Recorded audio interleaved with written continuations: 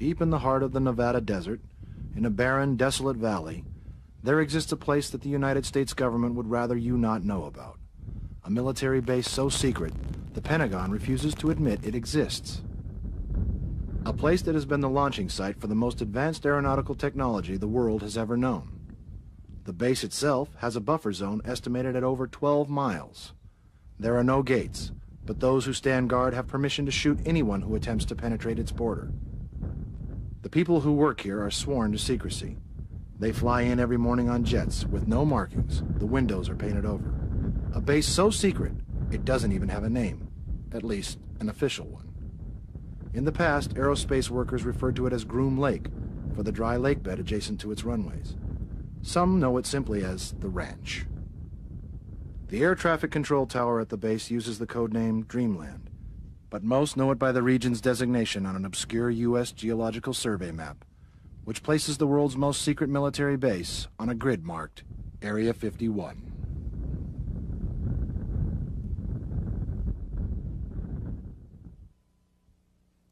It started out as a place to fly experimental airplanes in secret. It was remote, the terrain foreboding, and virtually inaccessible, which is why back in the 1950s, the United States government developed a keen interest in the Nevada desert. So much of an interest that the Department of Defense took control of a huge chunk of land, larger than Switzerland, for use as a desert laboratory. The Nevada test site, as it is called, was used for the testing of nuclear bombs. Satellite photographs show the pockmarked surface of A-bomb testing sites, such as Mercury, Nevada, home of above-ground nuclear detonations. But A-bomb tests aren't all that is done out here.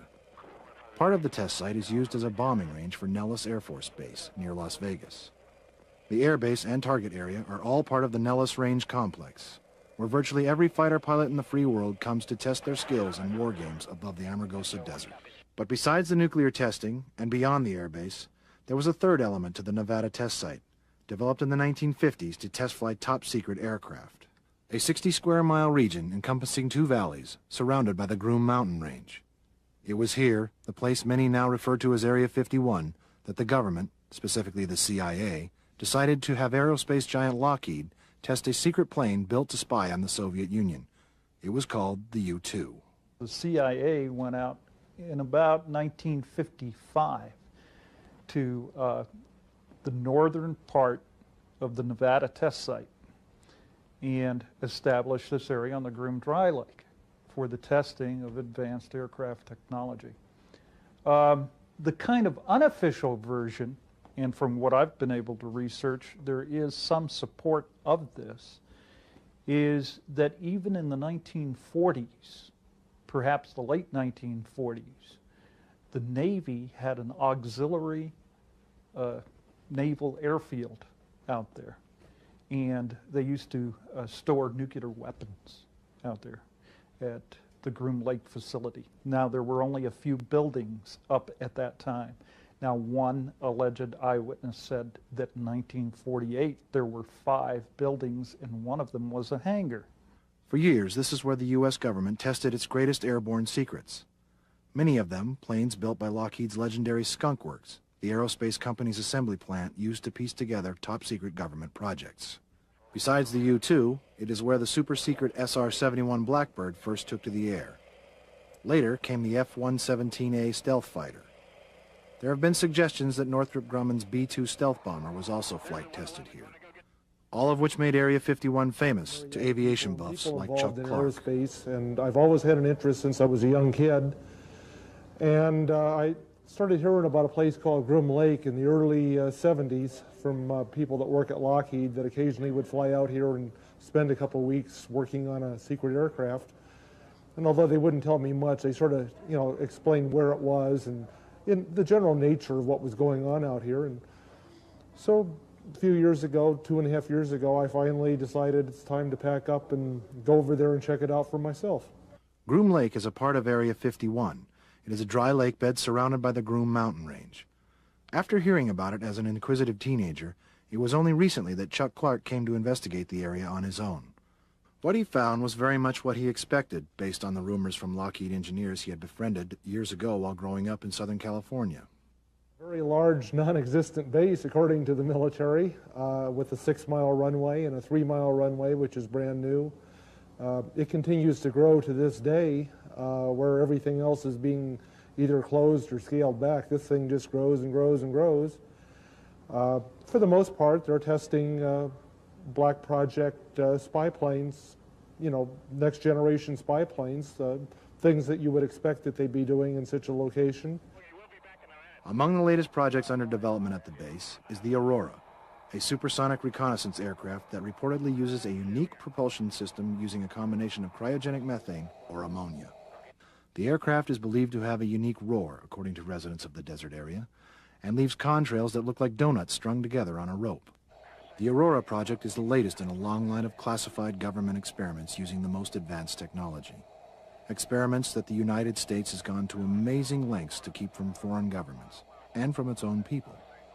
Glenn Campbell is a computer scientist who has spent years studying Area 51. The name Area 51 refers to a block of land about 60 miles square. The name Dreamland refers to a block of airspace above that land, which is much larger. Dreamland is not a secret name. It is used by pilots on routine military maneuvers out here. And Dreamland is known as the box to pilots. It is a place where you do not fly. There are numerous stories of military pilots on routine exercise here wandering across the boundary of this Dreamland airspace, being forced down at the base and being severely debriefed. This is the sort of mistake that would end careers in the military, and certainly has. If you land at Dreamland, you may never fly again. The boundary of this non-existent military facility is patrolled by non-existent security guards. These are guards wearing camouflage fatigues, without name tags, without insignia, driving unmarked white Jeep Cherokees. We call them, for want of a better name, the camo dudes, for their camouflage fatigues. They patrol both the military land and the adjoining public lands, and this is what disturbs some people. The workers who are out there now don't talk. They're absolutely terrified of talking. They absolutely have drilled into these people that this is something you do not talk about, and you really have the fear of God. You see the fear of God in their eyes if I were to confront somebody out here at the McCarran terminal where people take off.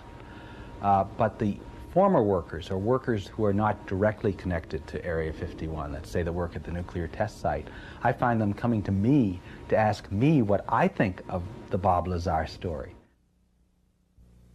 He may be the first former worker at Area 51 to speak out publicly about the base and what he did there. In 1989, Robert Lazar was interviewed on a Las Vegas television station. The first interview was done in silhouette to protect Lazar's identity. But after claiming that his life had been threatened, Lazar went public with an amazing story. That besides testing super-secret jets, the American government was also in the process of analyzing extraterrestrial spacecraft. The Testers Company reproduced a flying saucer model based on Lazar's description. Bob Lazar's story is certainly a piece of work. It's a fascinating story, whether you regard it as a hoax or reality. He claims that he went to work for a few short months at a government facility where he worked with 9 alien spacecraft, dissected them, found out something about how they worked. How this story differs from anybody else's stories is that it's highly specific. It's highly limited. It's a disciplined story. He's not saying he saw any aliens. He's not saying he knows what the alien agenda is. He's just saying, this is where I went, this is where I did, that's all I know. Lazar claims the alien spacecraft was not actually housed at Area 51, but in a valley just south of the base, at Papoose Dry Lake. Lazar says this region was called S4. It's completely surrounded by mountains, and, as with Area 51, does not appear on any maps. The only pictures of it have been taken by the former Soviet Union from space. Lazar claims he worked for several weeks at S4 after being hired by the government as a propulsion engineer. He claims to have obtained the position on the recommendation of Dr. Edward Teller, the father of the hydrogen bomb. Lazar said he had previously worked for Teller at the Los Alamos Nuclear Laboratory in New Mexico. His new job at the secret desert base, according to Lazar, was reverse engineering the propulsion system of a flying saucer, one of 9 that Lazar claims were kept inside a hangar built into a hillside. Lazar has given a detailed description of what he saw, explaining that the craft used a combination of matter and antimatter for propulsion. He says only once did he see one of the alien craft actually fly. He says he never saw an alien or was told of how the government had obtained the spacecraft. Bob Lazar is highly specific about what he saw. He can describe it in great detail. His descriptions of this craft that he worked with, this flying saucer, have resulted in this plastic model kit produced by the Tester Corporation. He will tell you flat out whether something is right or wrong. Most of the time when he's spoken in public, he's just taken questions, and you can throw any question at him in a technical vein, and he will come back with a solid-sounding answer, one that real physicists can debate back and forth. That's what I admire about that story. Campbell admits Lazar's story cannot be verified, and it is hard to believe. What he finds most interesting, however, are some of the people who do think that Bob Lazar is telling the truth. These workers are as fascinated with the Bob Lazar story and the Area 51 mystique is the rest of us, and they don't know what's going on out there. They can't say what's in the next hangar or what's over the next hill. These programs are highly compartmentalized. You go there, you do your job, you go to your workplace, and that's all you see and all you know and all you'll ever talk about.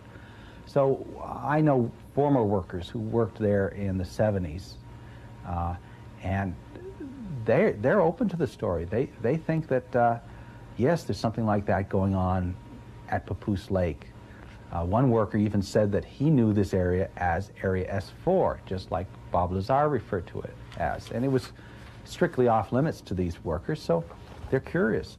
Lazar says he was disturbed by his discovery and thought the public had a right to know about the research being conducted on alien technology. He claims, though, that by violating his oath of secrecy, the government has erased any and all of the records verifying his background. There is no record of his employment at the Los Alamos Nuclear Laboratory, although a phone book was reportedly discovered which included Lazar's name and an extension number. Lazar claims his educational record has also been purged from the schools he says he attended, MIT and Caltech. Both institutions claim he never was a student there. Whether the problem with the educational credentials means that he's lying about the S4, that's not necessarily true. It just means that you can't take his story in isolation. You have to go and look for other stories. And I still leave the door open to it. I think it could be true. Time after time, Lazar has turned down opportunities to make a lot of money off of this.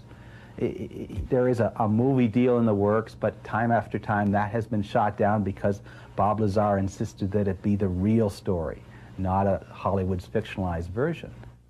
To many, however, Lazar's motivations are as clear as the Nevada night sky. Since his story was first publicized, scores of UFO investigators, believers in extraterrestrials, and even curious tourists have trekked to the area just outside the borders of the secret base. They gather at the Black Mailbox, which belongs to a local rancher. It's the only landmark for miles. It is at this site that Chuck Clark claims to have periodically witnessed unidentified flying objects. Glowing craft that take off from actually south of the base out there itself in the next valley over. And they seem to be capable of doing, going from a dead stop to several thousand miles an hour, stop on a dime, do a 90 or 120 degree turn without decelerating, things that just don't fall into our physics. Clark says he first witnessed what he terms UFO technology over the base one evening in February of 1995. This video, shot with a Sony Nightscope telephoto lens in late spring 1995, shows what appears to be a large glowing object just above the Groom Range. The light appears to change in intensity, and there are no normal aircraft strobes. The light hovers above the Groom Range for about 30 seconds, then disappears behind the mountain. For a while, what I thought was a illumination flare. It had risen from the airspace and hung motionless in the sky, quite brilliant yellow-white light about the size of the planet Jupiter or Venus or something like that, and then slowly descended, and when it got down to the hill line, instead of disappearing behind the hills as I expected, it was in front of the hills. It got down to 20 or 30 feet above the ground where it stopped. And because it was quite bright, it was illuminating the ground. I could see clearly where it was. And I was still of the opinion it was a flare. I just thought it was blowing out from the base and that they were going to start a range fire with it. And then suddenly the thing streaked sideways, covered 4.8 miles distance in, 1 to 1.5 seconds. I didn't clock it, it's only an estimate, but on the outside, 1.5 seconds. And that's still in excess of 9,000 miles an hour. When it stopped, it didn't slow down and stop, it just stopped cold. And it hovered for a few more seconds, then it vanished in place. This home video was made by a visitor to the Black Mailbox, who tries to keep in focus a bright light darting across a region just south of Area 51, the approximate location of S4, where Robert Lazar contends that 9 alien spacecraft were based. What in the world is it? Here at the Black Mailbox. Got people from Japan just up the road here. We're at Groom Lake. Also recording the air channels. I can hear jets in the background. I'm going to zoom back a little bit. This is looking straight over Steve Meadowland's ranch, right here off 375 highway. This is right over the peaks. I'm panning way back for reference, casino reference. I'm going to zoom back in. Moves away, comes forward. Turn on headlights now.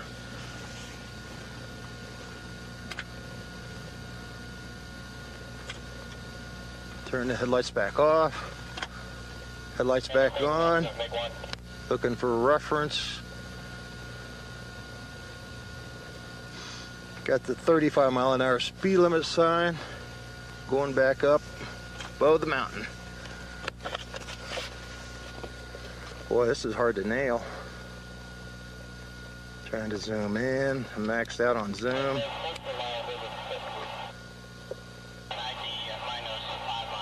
Camera's perfectly still, and this thing is all over the place.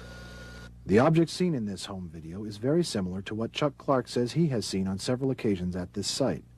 Again, he was too far to notice any detail in the object, but could clearly witness its lightning speed movements.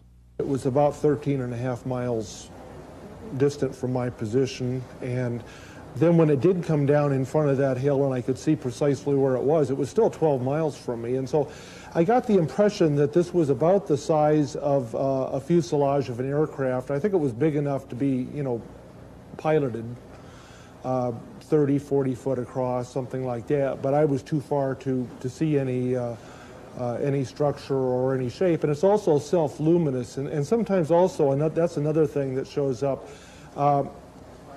apparently the luminosity is some sort of a byproduct of the propulsion system, because quite often just before a maneuver is made, the brightness will change. It'll either intensify or dim a little.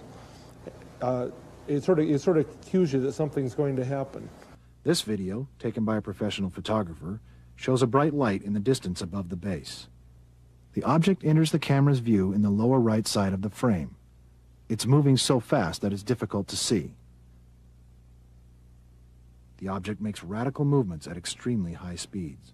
On several occasions, the object leaves the screen, then reappears, then vanishes. It blinks out, then reappears. Also notice the light's intensity increases just prior to acceleration. We showed this tape to propulsion expert Mary Bowden for her analysis. The things that seem very unusual about this that we've just seen are the velocity that it appears to have, and the fact that it seems to be doing these turns and maneuvers that are not very aerodynamic. And a vehicle with wings does fairly slow, controlled turns, I mean, relative to what we saw here. If you want to start with the assumptions that this vehicle is 13 or more miles away, and that it is doing this maneuver in essentially the way you see it, which is really a two-dimensional image that we're looking at, it is clearly traveling at a very fast rate of speed. And it is doing a maneuver that is not at all conventional for any sort of spacecraft, or more likely aircraft that I know of. In addition, something that's traveling that fast would normally it's traveling, if you calculate the velocity, it's faster than the speed of sound, and therefore you would expect to hear some sort of a sonic boom, especially if you're only 13 miles away from this thing. You would, very likely hear it. So it's a little confusing how you would get something traveling that fast and doing maneuvers like that without creating a sound, a sonic boom of some sort. None of these things can easily be explained with any sort of technology that I know of right now. On the other hand, I'm much more willing to believe there are simpler explanations than to think that it's some sort of a alien spacecraft. Although most of the mysterious sightings are from a distance of a dozen miles or more, there are a few who say they have seen objects in the area at a much closer range. Susan Lowe says she was with a friend near the black mailbox one night when she witnessed a bright orb approaching. And the first thing we saw was a round, disc-shaped craft that was on the horizon. It was actually eye level to us. It was not up in the air. It was an orange-shaped color, glowing. It was ground level. It was really odd. There were some portholes, what seemed to be kind of portholes around it, and it was a really large craft because it must have been at least 1.5 miles away from us, and yet it was maybe, it probably was, I hesitate to say, but it was a huge craft from where we were because it was big, to us, and it was probably 1.5 miles away at least. Then there is the experience of Bill Hamilton. Hamilton is a UFO investigator. He and an associate say they too had a close encounter near Mailbox Road. As we continued to look, another light came on to our right, and I thought, well, that's up in the hills somewhere, in the Groom Range, where this light came on. So I told Pamela, I said, you keep an eye on the original light, and I'll keep an eye on this light. And I said, we've got nothing else to do, right? So she went on talking, and every now and then she'd look through her binoculars, and then she tapped me on the shoulder and said, you better look at this original light. It's beginning to brighten up. And as I looked back, I noticed that I could see a glow coming from the ground. I said, what's going on here? And suddenly, coming up out of this glow, right, rising off the ground and tilting, was an object that appeared to me to be about the size of a bus. And it had lighted windows, or rectangular lights on it. Some of it was amber, some of it was blue-white in color. And at that point in time, I'm saying, oh my God, and I'm halfway kidding here. I said, what are we looking at here? Is this a UFO? I said, we're scanning the sky and something's coming up off the ground. At that point, as I'm looking away and I'm looking back at the object through the binoculars, this object is changing its configuration. And it resolves itself into two bright orbs of light. And we're continuing to look at it, and I'm saying, oh my goodness, what is happening here? Because this thing is changing shape. I've never quite seen that before. And as I continue to look, the lights increase in brilliance. And the lights became so brilliant, I've never seen anything so bright at night. To believers, Hamilton's story, and that of many others, is proof that the government is testing alien spacecraft at or around Area 51. Now, on any given night, you will find people standing at the black mailbox looking skyward above the Groom Mountain Range. Well, I had a good look in the glasses and went to the left, and it hovered for a while. It was pulsating, and then it started off to the right and just disappeared. You hear a lot of stories about what's going on, what supposedly isn't going on. There's no Area 51, there's no Groom Lake, which is baloney. But there's also some strange sightings out here. And we're curious. We're very, very curious, and we want to see it. Glenn Campbell is skeptical. He believes that alien craft may once have been housed at Area 51, but has never seen any evidence that they are still there. I first came here about 2.5 years ago. I heard the stories in the UFO literature that you could come to this mysterious desert location and see flying saucers on demand. And this was a little bit too good to pass up.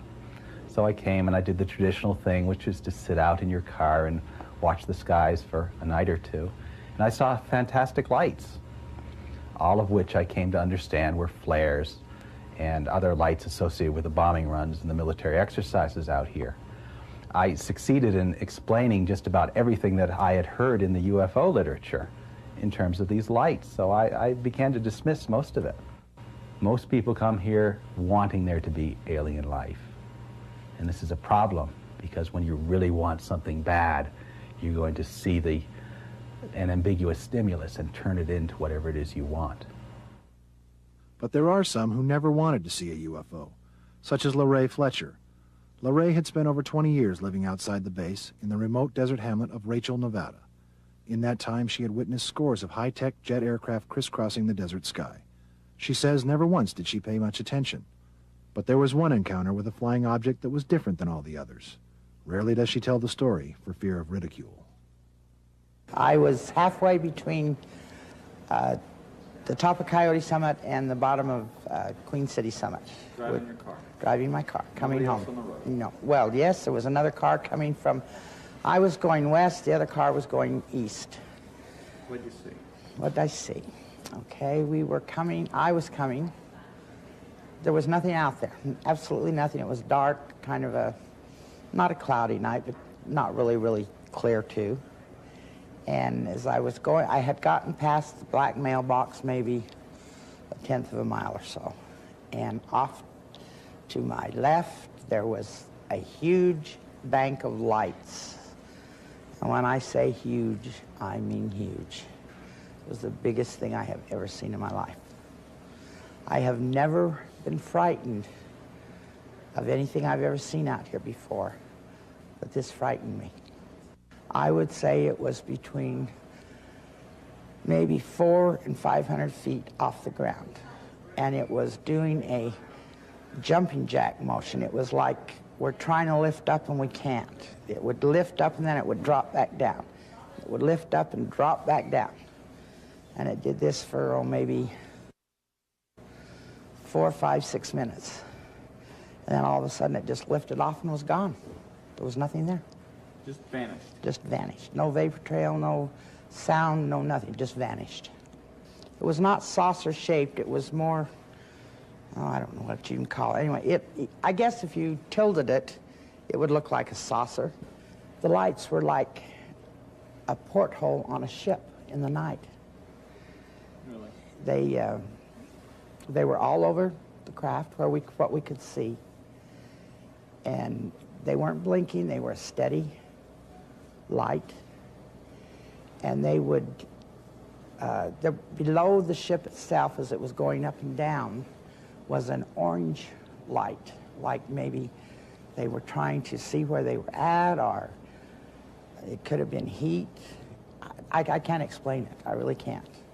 No one said anything, no one did anything, but it frightened me tremendously. The other fellows that were coming from the other direction, when they got there, they stopped, and one of them is an ex-test site or ex-51 worker, and he made the remark, "Oh my God, how did this happen?"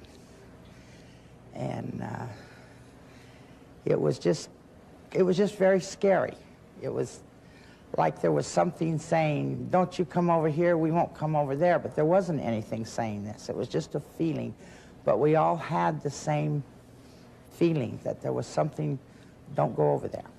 You know, some of my neighbors don't really like us to talk about this, and I have to live here, and other people come in here and they think you're nuts and that you make things up. But once you see it, you don't make it up anymore, if you're making it up. In telling his story, Robert Lazar says he was never told how the American government obtained the flying discs he had been hired to analyze. Some believe the discs are from the legendary incident at Roswell, New Mexico in 1947. It was there that a suspected UFO crashed on a ranch outside a nearby Air Force base. If you believe these Roswell scenarios, these crash scenarios, where would they have brought the hardware? This would be the logical location. This is a remote location, a place where you would bring something potentially dangerous that you don't know whether it's going to blow up. You would want this big, vast, expansive land around you, and this certainly provided it. From all different directions, I get sort of anecdotal stories about, for example, the worker I talked to never saw any saucers, but his friend Joe saw saucers, and his friend Joe is inaccessible or dead. I have a lot of stories like that. Stories about construction workers who went in to construct small quarters with little tiny child's furniture in the quarters. Again, this is all quite unverifiable, but there's a whole folklore, rich folklore, about how the alien presence is out here. And it's a very coherent folklore. The same stories come up again and again. What the stories sort of seem to focus on is a scenario that started with the saucer crashes in the 1940s and 50s. Now, everyone's heard about the Roswell crash in 1947. One source tells me that there was one in 1953 in Arizona, and that was the beginning of our contact, the U.S. government's contact with alien life. This sort of scenario says that there were crashes, we recovered craft, we recovered alien bodies, and we even recovered a few live bodies. And those live bodies provided our initial contact. Today you'll meet people who spent the better part of their lives trying to find out what it was. And they say the U.S. government covered it up. What they really believe happened is the crash of a UFO.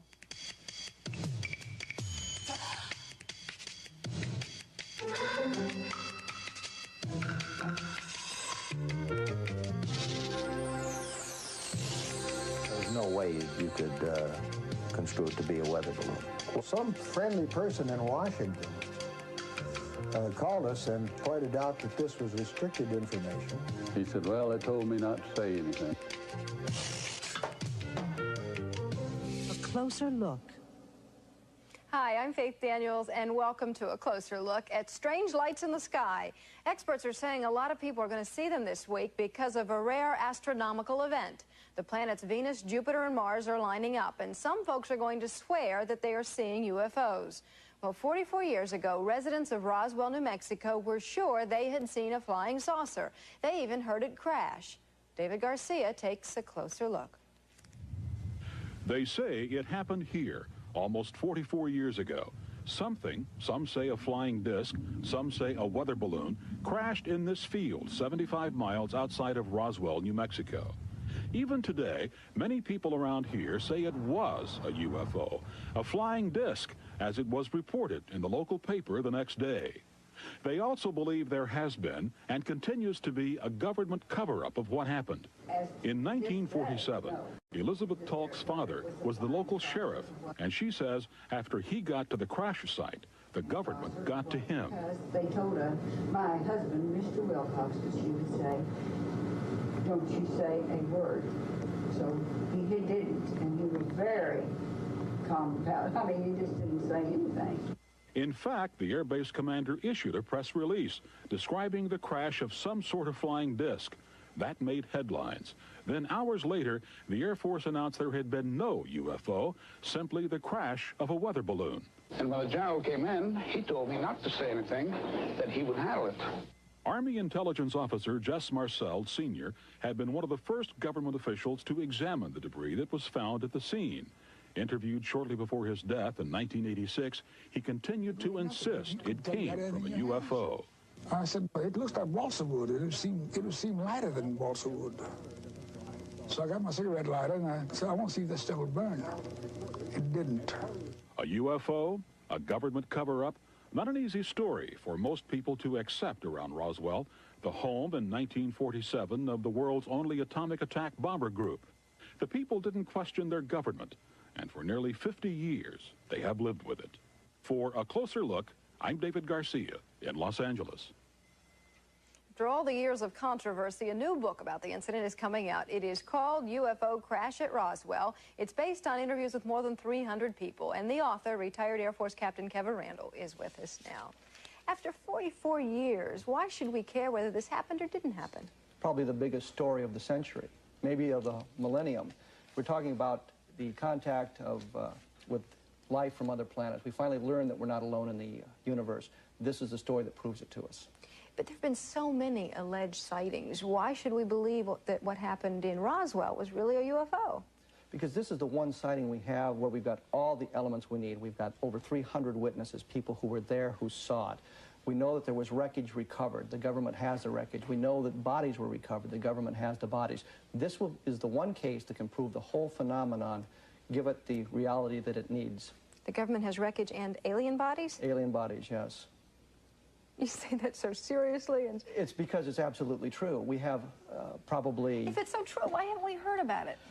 You have heard about it, you just have ignored it. This stuff is leaked into the press a number of times, and the story is so incredible, it's what we call a self-keeping secret. People don't want to believe it, they read the story and they ignore it. We can go back through the newspapers and the news magazines from 1947 on. We can find the story appearing periodically. Sometimes it's around Aztec, New Mexico. Sometimes it's involved other things, but we can find it appearing, and people just ignore that. So we have heard about it. If it's the biggest story of the century, why would the government cover it up?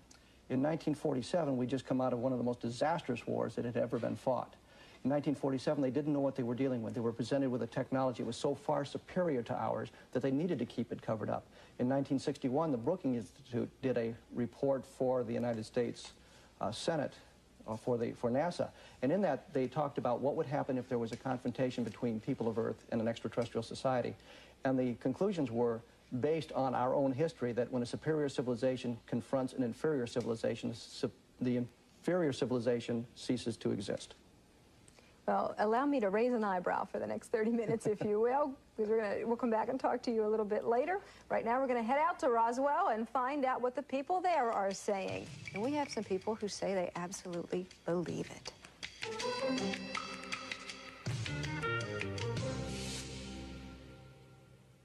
We're still talking about what happened back in 1947. In places like the cafe at Roswell Inn, folks will gladly sit down, a cup of coffee, and try to convince you that it really happened. At the cafe this morning, we have three people who remember what happened: Walter Hott, Art McQuitty, and Glenn Dennis. Hi, guys. Hey. Hi, Faith. How are you? Walter, tell me how you fit into this puzzle. What were you doing back in 47?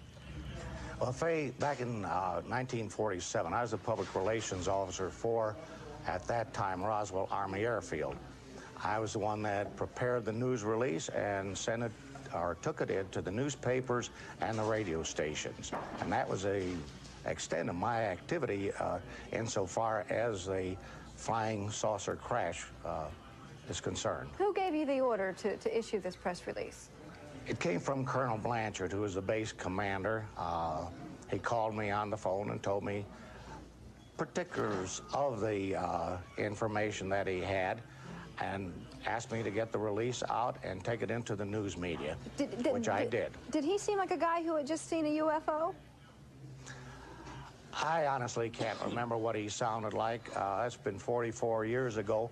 I don't think he was that emotional individual that you could tell by his voice whether he was excited or it was just a normal situation for him. After you typed up this press release saying there was a UFO, though, I can't imagine it could be a normal situation for anybody. Out comes this weather balloon press release that contradicts everything.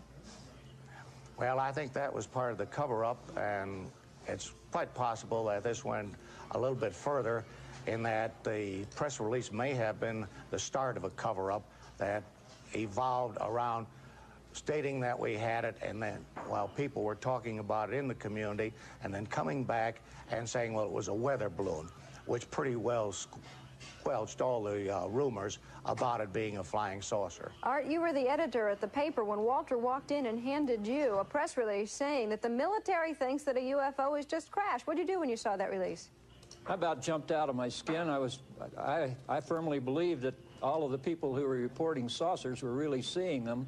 And so when they brought the press release in saying that they had discovered the wreckage of a UFO, although they didn't call them that in those days, they were called saucers, I got very excited. And I turned to the AP ticker in our office, and lo and behold, the story was already on the ticker. And I said, Walter, what the heck are you doing? You scooped us. It turns out that they took turns giving the press releases, and one of the radio stations had already moved it. Then they come back at you and say it was a weather balloon. Did you buy the weather balloon theory? No, I did not buy it because I firmly believed that what people were seeing were from another celestial organization, and I was very comfortable that they had found the wreckage of a saucer. All right, on to Glenn Dennis. Glenn, you were the base funeral director at the time. How did you get involved in this? Well, I wasn't the base funeral director. I was a funeral director at the Ballard Funeral Home in Roswell at the time, and I received a telephone call from the mortuary officer at the air base inquiring about certain types of casket sizes, like 3 foot 6 inches or a foot casket, and what was available and how many, what did we have in stock. And I informed them we only had like a 4 foot, but we could get whatever they needed within 24 hours.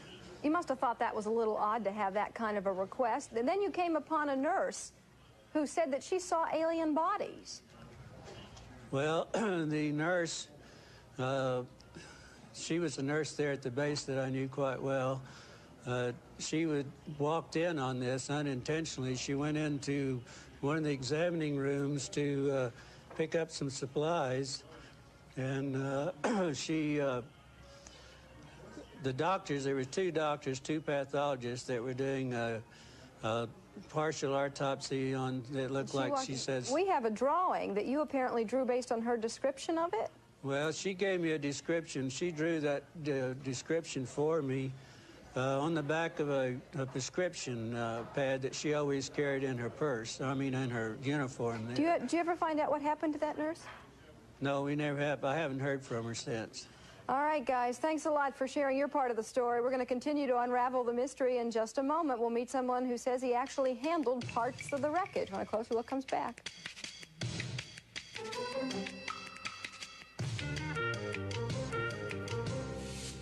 We're back now on a closer look. Our next guest was 11 years old back in 1947. Jesse Marcel Jr. is the son of Air Force majors sent to inspect the wreckage, and he was there when his dad brought some of that wreckage home.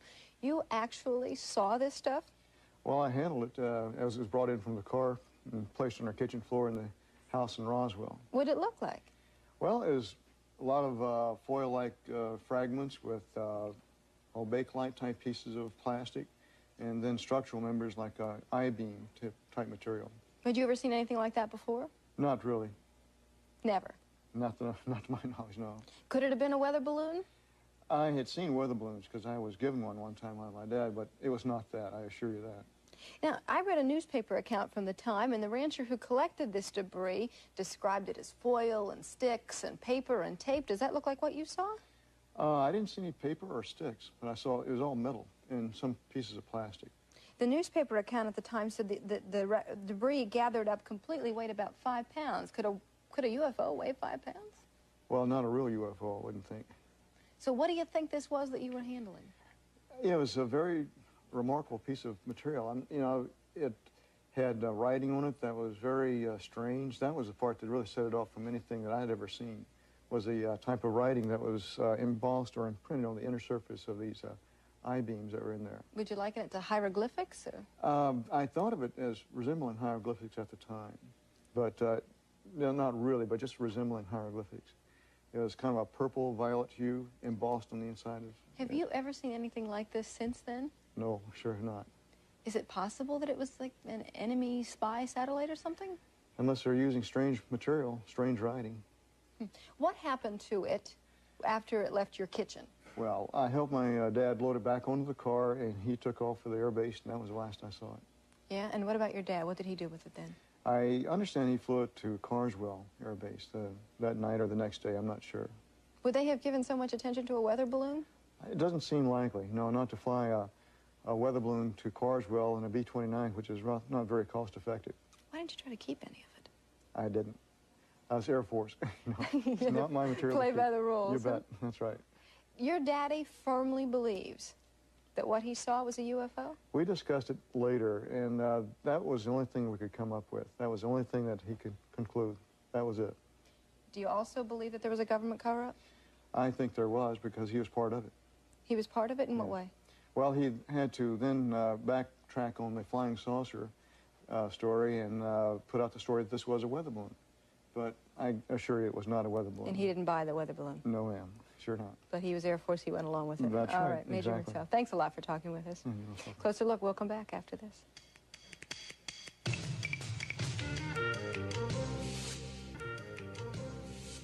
We're back on A Closer Look. We're joined again by retired Air Force Captain Kevin Randall, who authored the book entitled UFO Crash at Roswell. Also joining us is Stanton Friedman, a nuclear physicist. He has interviewed many of the witnesses and is still pursuing the release of the official government documents in the case. Welcome. Why are you still so interested after all this time? Biggest story of the millennium, as Kevin said earlier. I started research on this in the mid-'70s. The more I dug into it, the more believable it was, the more evidence we found. I've been interested in flying saucers for over 30 years, and this is the key case. And I think it's one that everybody in the world ought to be interested in, but trying to get people to speak out is difficult. Do you think there was a government cover-up? There's no question about that, not only about this case, but lots of other UFO cases. What does the government have to gain if it's the biggest story of the millennium? Well, several different things it has to gain. First of all, it means it has access to technology that might enable it to build better weapons delivery and defense systems, since they can fly circles around anything we got flying. You got wreckage, good place to start. Second, you worry about what if the other guy figures out how they work before you do? How do you defend against them? You don't want them to know you know they know. And the third is the big political question. If you make an announcement that indeed there are alien spacecraft, there's going to be a push by the younger generation for an earthling orientation. Obviously, to aliens, we're all earthlings. No government on this planet that wants its citizens to owe their allegiance to the planet instead of an individual You look like such a smart, intelligent guy, and we're talking about earthlings and aliens. I mean, that's because I've been studying the evidence for 30 years. Yeah. It's time the media got involved in studying the evidence. We're here, we're working involved. on it, yes. Tell me why the aliens chose Roswell. I don't speak for aliens, but New Mexico was unique in the world at that time as the only place where you could look at the three aspects that showed that Earthlings would be going to the stars, three new technologies. And if you were an alien at that time, you'd worry about Earthlings coming out, a primitive society. One was atom bombs. First test was not far from where this happened. Second was rockets. We were firing German V-2s not far from where this happened. Third was radar. Our best radar was used to track the rockets. There was only one place in the world. Remember that the group involved in this, Major Marcel, this was the only atomic bombing group in the entire world, and he was the intelligence officer for that group. Well, and high-level clearances, aware of everything else that was going on, so it worried couldn't about have been a spy counterintelligence. satellite or something. There were no satellites. First satellite didn't go up for 10 years after that. So there goes that right out the window. Yeah, 10 years is a long time. You know, we have a statement from the Air Force. It says there's been no evidence indicating sightings categorized as unidentified are extraterrestrial vehicles. No, the statement goes much beyond that, and they say in the possession of the Air Force, if you read the original statements. And well, it's from in the the Air first Force place, the way letterhead. national security works, there's no reason to believe what the Air Force says about anything. I mean, the black budget of the United States, not under congressional control, is now running at $34 billion a year. The National Security Agency alone spends over $10 billion a year. Half the people in my lecture audiences, as a scientist, I've spoken to over 600 colleges, so I get a good feedback. Half the people have never heard of the NSA. So if you can hide $34 billion a year, hiding a few saucers, lying a few times. I mean, here's what you get under Freedom of Information from the National Security Agency. Here's a released UFO document. This deals with UFO. From This the is what they're CIA. handing you. Yeah, this is what you get. It took me 5 years to get this released CIA UFO document. You can read 8 words Our on government it. at work. Yeah, I mean, this is the magic key that opens all the doors. You know, here's a 33-year-old document. I just got it 2 months ago. That's what you can read about it. So people have the wrong idea that there can't be a cover-up. It's very easy to have a cover-up, and the crash at Roswell is an important component of that. Kevin, you interviewed 300 people, many of them eyewitnesses. Did you ever actually interview somebody who said that they saw with their own eyes alien bodies? Yes, we probably interviewed half a dozen people that saw the alien bodies with their own eyes. There's no question about it. They were on the impact site. We were told security at the impact site was extremely tight. There were armed guards around the craft itself, armed guards around the area, and armed guards thrown in a cordon around there so you couldn't even use the roads to get into the area. I tell you what, you guys have a convincing argument going. All right, a closer look. We'll come back after this.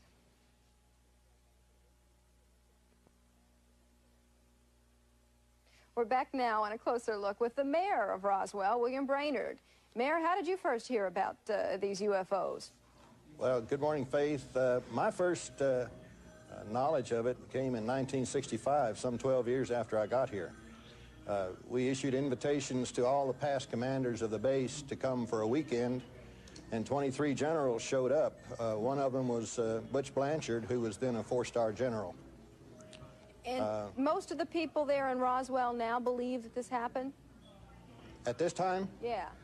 I don't know. There's a certain amount of skepticism around, but I think at this point, given the continuing and increasing evidence, it's becoming harder and harder to refute it. Well, you're having a UFO day there, so somebody's got to buy it. When is Right, UFO we are. day? That'll be on July the 10th when Mr. Randall and Mr. Schmidt will be here, the authors of the book. They'll hold a symposium, go over some of the evidence, and kind of bring the public up to speed with what their book details. All right, Mr. Mayor, thanks a lot for talking with us today. I still have the two people with me here in New York, and I want to continue our conversation for the few seconds that we have left to find out if anybody ever threatened people you tried to get at. Yes. Yes. We both have talked to people who've said that they were threatened. In some cases, their families were threatened. The government strength at that time, just after the war, was very powerful. When they told you not to say anything, most people didn't say anything. And we've talked to people now who says, I signed a security oath, I can't talk about it. 44 years ago. But to take it one step further, we've talked to people today who have told us that lately, within the last year, they have been threatened. So the government cover-up continues today. They don't want people talking about it. The government tracks these people for 44 years? Absolutely. They know where they are. They know where everybody is. Glenn Dennis said that a nurse saw the autopsies being done. Did you ever find her? No, we've tried very hard to find her. Gone. She was shipped out, and then supposedly there was a plane crash. But we can't verify the plane crash. We think we know what happened to her, but we haven't been able to locate her. We're working on it. Interesting. Closer look comes back. Tough. And now that school's out for most kids, we've decided to look at topics of special interest to kids. On Monday, a closer look at Ninja Turtles and what they do to your kids. We'll see you next time.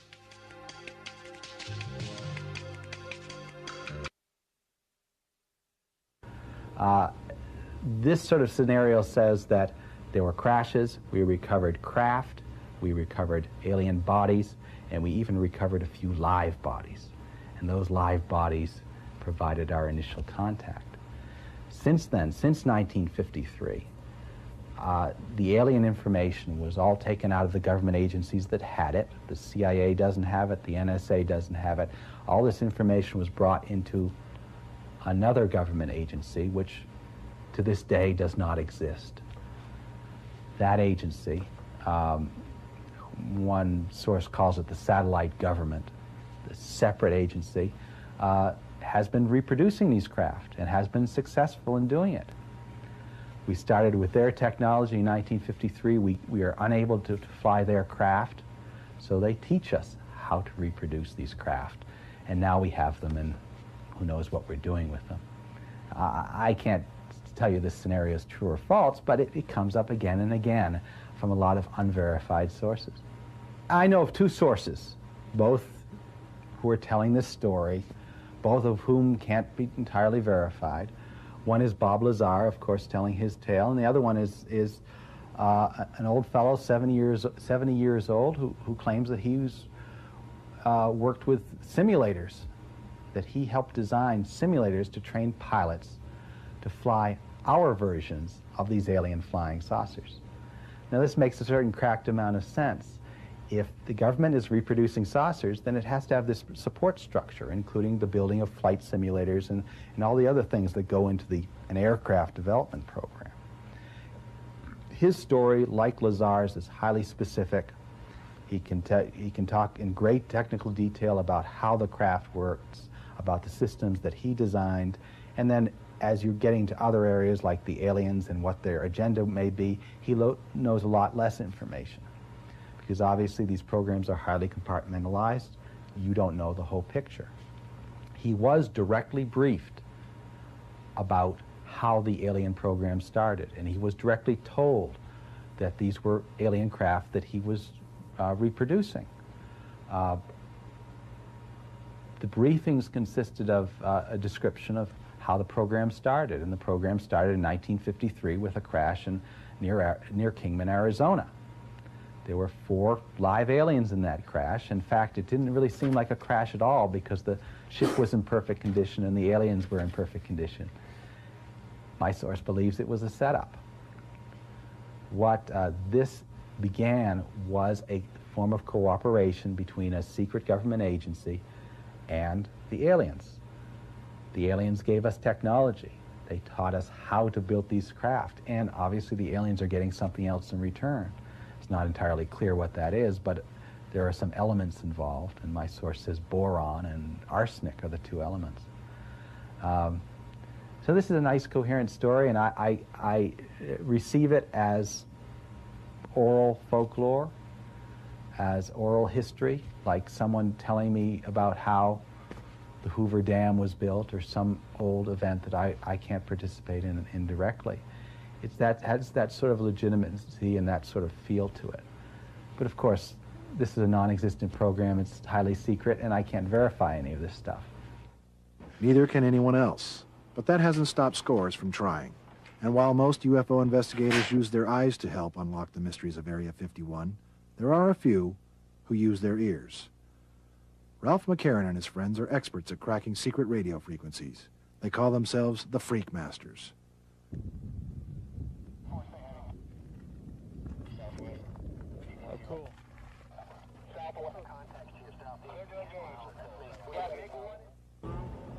In the daytime, they monitor cockpit transmissions from aircraft flying near and around Nellis Air Force Base, which occasionally stages air combat games known as Red Flag.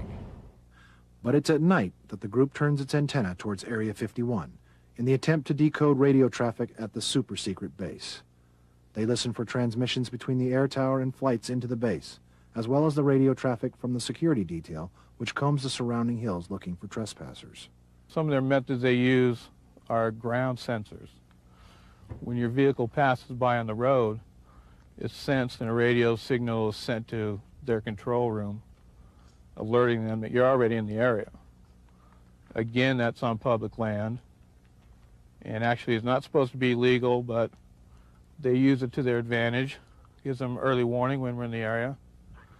If you're listening to their security freaks, they immediately come alive. Fortunately, it's scrambled, so we can't tell what they're saying. But at that time, you'll notice security vehicles entering the area you're going into. They don't seem to want to make contact with you, but they let you know they're in there, and they keep an eye on you the entire time. You could see anything from conventional aircraft to lights that seem to shoot across the sky at incredible speeds, lights doing just incredible maneuvers in the sky, which I find totally unexplainable. Doesn't seem like we have that capability that I'm aware of. And I'd like to be able to find out just what these vehicles are. There's no doubt about it, there's something out there. What is going on? The answer depends on who you talk to. Obviously, the government is hiding something. But what? And if it is flying saucers from an alien planet, why would they be so careless as to conduct nightly displays over the desert floor? Chuck Clark believes that the government, despite all its secrecy, may have welcomed the emergence of Area 51 as the international home for UFO viewing. He believes there is a chance Uncle Sam is attempting to introduce the public to the existence of extraterrestrial life. He says it may be part of a program undertaken years ago, at the advent of the space age. Yeah, well, that was one of the things that our government looked at back in the late 50s, very early 60s, when we were about to send man up into space. NASA went to the Brookings Institute, and I believe they also threw this at the RAND Corporation in Santa Monica, which were both think tanks. And so, okay, now we're about to go into space. What happens if we get up there and we meet somebody? How do we tell the people of the world? And it wasn't how do we keep it from them, it's how do we tell them? And basically, they came back with their study, and they said, we have a 30-year plan where you start with wild, unsubstantiated rumor mixed with disinformation, and over the period, you get more and more accurate, and you condition them to soften the blow. And I think that's what's been going on. If that is true, that the government is conditioning the public into accepting that we have been visited by aliens from another planet, they sure picked a lonely spot for such a cosmic introduction. Scalded by the desert sun each summer, withered by the freezing winds in winter, nothing comes easy in this part of the world. Not for the ranchers, whose cattle graze on sparse vegetation and who must often drill deep for groundwater to keep their animals from dying of thirst. Not for the miners. The tungsten and silver mines died out long ago. The ore is still in the ground, but it is cheaper to import it from other countries than to dig it out. Remnants of a once thriving industry can be found throughout the desert. A fine, lung-clogging dust in the shaft of this mine was believed to have led many miners to an early death. The mine itself was known as the Widowmaker. The community of Delamar, which served the mine, is now a ghost town, the businesses and families having moved away long ago. Among the few tiny hamlets which continue to survive is this loose collection of double-wide trailers, a town named for an infant. The first baby that was born here in the valley and was delivered by her father, so they wanted a name for the town. It had been called Sand Springs or just Tempaiute, a mountain, and they decided that they would like to have a name for it. And when the Joneses named the little girl, named her Rachel, they thought that would be nice to honor little Rachel by naming the town after her. As it turned out, the honor took on a new and tragic significance. Rachel Jones and her family moved to Moses Lake, Washington, after the tungsten mine where her father had been working closed. 3 years after her birth, Rachel Jones died, the result of a respiratory condition doctors believed was aggravated by volcanic ash spewed from the eruption of Mount St. Helens. The girl's namesake hasn't changed much over time. The Department of Energy still has a monitoring station here to test the atmosphere for radioactive fallout from the nuclear tests conducted upwind at the Mammoth, Nevada test site. Some of those who live here are seasonal ranch hands who work on nearby cattle ranches. A few are retired, living off pensions and Social Security, and there is a quiet, low-key group of Area 51 employees. There is a post office, a one-room grocery store, and a restaurant run by Pat and Joe Travis. It was called the Rachel Bar and Grill when they first purchased it. Business consisted of dinners and drinks for a few local patrons each night. Tourists were few and far between, although they occasionally did get a motorist taking the dusty trail known as Highway 375, the YZ Trail, connecting Yosemite to Zion National Park in Utah. But then came Bob Lazar's tale of extraterrestrial spacecraft, and all of a sudden the curious started showing up searching for flying saucers. So wife and I, we just, I said we need to change the name of this place, and because we had added the rooms. There was never any rooms here before. So we needed one name. We had the little 3 motel and Joe and Pat's Rachel Bar and Grill, so needed to consolidate it under one name, so we just kind of kicked names around and we came up with a Little Alien. The accommodations aren't what you might call out of this world. Joe and Pat rent out trailers in the back for those spending the night. There's no wine list on the dinner menu, but the Little Alien has become the unofficial meeting spot for those who come here, seeking to find answers in the Nevada night sky. More than anything, this is a place where everybody can come and talk about anything they want to. If they've been abducted, we can discuss that. If they want to talk about the government, they can do that. If they want to talk about sightings, they can do that. Well, any experience under the sun that somebody has had is welcome to be talked about here. We don't hide it. A lot of people come in and they're really off in the corner. They don't want to say why they even came up here. But I say, look, we can talk about this. It's not taboo up here. UFO photographs adorn the wall, including a poster of the base just over the mountains. There's merchandise from T-shirts to postcards. Breakfast, lunch, and dinner are served daily, and regardless of what time it is, there will usually be someone with a sympathetic ear for your story.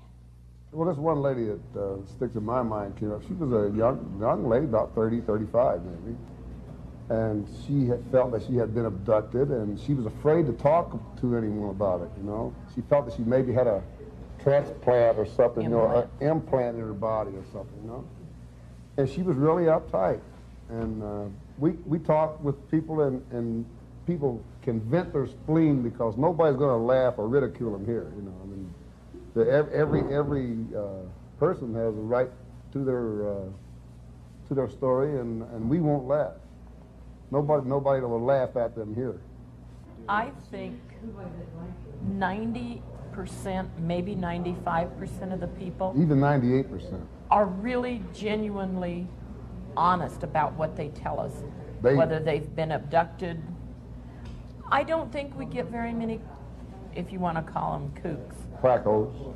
Occasionally there is one, but that's the exception. It's not the rule. There are a lot of disbelievers. There have been disbelievers even in reporters, but then they've also had those that came as a disbeliever and left here feeling that they had been given a lot more than they ever came out to knowledge get. that maybe perhaps wouldn't be available elsewhere.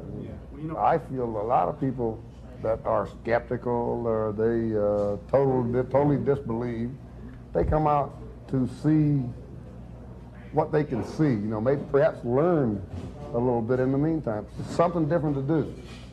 We also get a lot of travelers from other countries that come here. And a lot of them, of course, aren't even aware that our theme, our talk thing is the aliens or UFOs or encounters. But we have learned so much about other countries and the same sort of thing that's actually happened in their countries.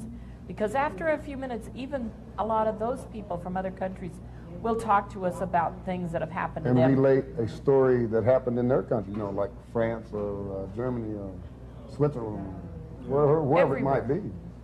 And we have actually had phone calls from Belgium, from England, from Holland, asking us if the stories that they have seen in their country about us are facts. From Paris? I called one morning from Paris. And the things that are on our walls from Japan, they're authentic. The man that did them has been here a couple of times. Sometimes the calls are from news reporters. Some are people planning a one-day diversion during their trip to Las Vegas, and others simply want to hear stories about strange encounters with aliens. And if nobody is in the bar to accommodate, Joe and Pat Travis have some stories of their own to relate. Happened twice. She's the one that, she says, they're here, right here in the room with her. I said, well, talk to them. I can't see them. You know, she was the one that could see them. I couldn't. A beam of light came in through the back door. The first winter we were here. It illuminated the entire door jamb. We were the only two people here. It was 20 below zero outside. So we realized the doors were not standing open. It was actually physically closed completely. And through the door. And that's why on our postcard, Joe and I are standing in front of that door. Because that is the same door that this light came through. It left no burn marks, no marks of any kind on the door. Oh.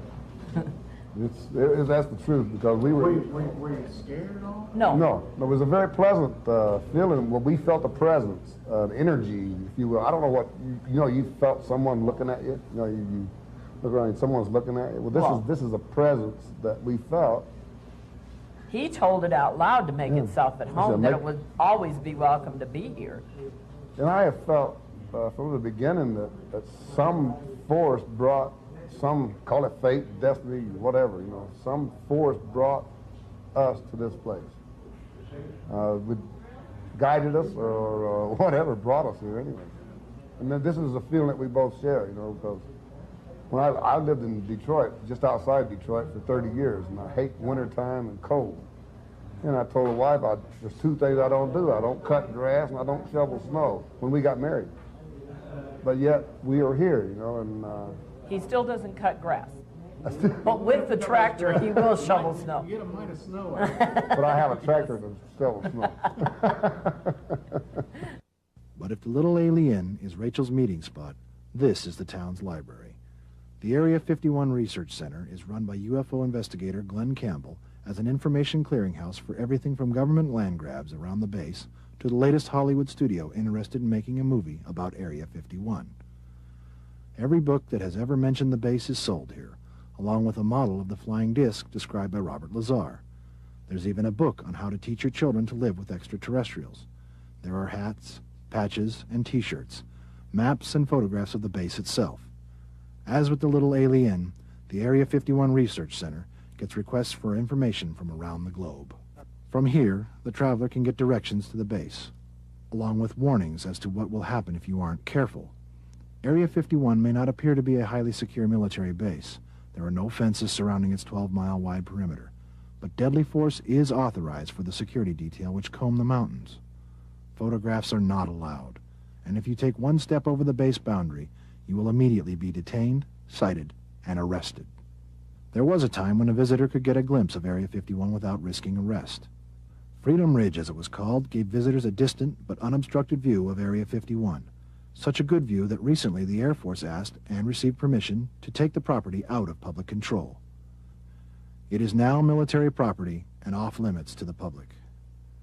But if you were able to see the base, there's a good chance you wouldn't see much. It's best not seen, because if you see it, if you climb one of these mountains to look down on the secret base, what you see looks like any other ordinary Air Force base. Most of the traffic in and out is routine, commercial type airliners bringing workers in, or military type planes. If you saw a secret plane, you might not even recognize it. So a lot of people are disappointed when they come up here. They come from vast distances, as far away as Europe and Asia, some of them, to see Area 51. And then when you see it, well, it's not much different than it is in the pictures. Besides, according to Bob Lazar's story, the base with the alien flying saucers isn't Area 51, but Papoose Dry Lake, in a valley to the south, which is completely surrounded by mountains. Now, Bob Lazar never said he worked with alien craft at Area 51. He said at Papoose Lake, south of Area 51. Unfortunately, you can't see this area. You can't visit this area. There's no way to investigate this, while you do have this secret base that is nearer to the public and easier to look at. So everyone has focused on Area 51. So many have focused on the base over the past several years that the state of Nevada has seized upon the interest in UFOs to promote the region as a tourist destination. The state recently proclaimed Route 375, which runs through Rachel, Nevada, as the extraterrestrial highway, a road which many have already taken in the search for alien spacecraft. Although some come not because they believe in flying saucers, but because they are fascinated by those who do. It's a fascinating story, even if there really aren't any flying saucers, alien spacecraft. Just the study of human nature, how people can come to perceive certain things, how some people may have an interest in promoting that. I am interested in how it's possible for a perfectly reasonable person, not a kook, not someone that's just subject to wishful thinking, can see something in the sky that really looks inexplicable. But yet, if you work on it a little bit, you can come up with possible explanations of what it is. I've had more fun here in the last couple days talking to everybody than I've had in a long time. Everybody loves a secret base. Just tell the public, here, this place doesn't exist, you can't look there, then of course the public wants to know. People love a mystery, and this place embodies a mystery. The military planners could handle things so much better if they gave the base a name and perhaps invited a few journalists to the cafeteria. Then the place would lose its mystique. As it is now, the government doesn't acknowledge the base at all, aside from a few sentences in a press release. So naturally, it attracts attention. People want to know, and people also impress upon this place anything they want it to be. It becomes the center of the New World Order, or the center of whatever conspiracy you're knitting for yourself. And this is a fascinating process, quite apart from what might be in the base itself. If a public relations manager were to design a base that's intended to attract attention, they would design a base like this one that the government simply doesn't talk about. I approach it as an interesting story, a story that I want to collect, but my life goes on as usual without knowing the truth one way or the other. But some do want to know, and don't mind traveling great lengths to find out. They are the people who gather on a warm summer's night at the black mailbox off Highway 375, no doubt hoping that someday there will be a public explanation for those strange lights that dart about the Nevada night sky, above a region that has now become famous around the world as the home of unidentified flying objects, a geological map designation, Area 51.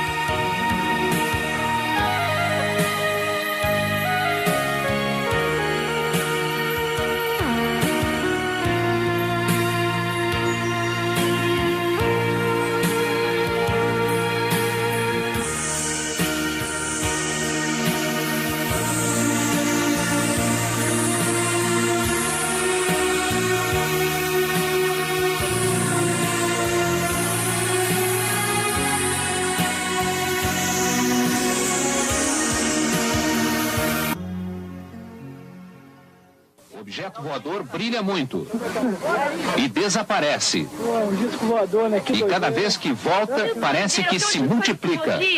Lá no Paraná, A luz ficou no céu de Casimiro de Abreu por pelo menos 1h30. O objeto voador foi visto por dezenas de motoristas que passavam pela BR-101. Aqui que dá pra ver. Ele brilha. Muita gente vê. E ninguém consegue identificar o que é. Um disco voador, né? Que doideira, hein? O objeto desaparece e aparece de novo. Ele não tem uma forma fixa.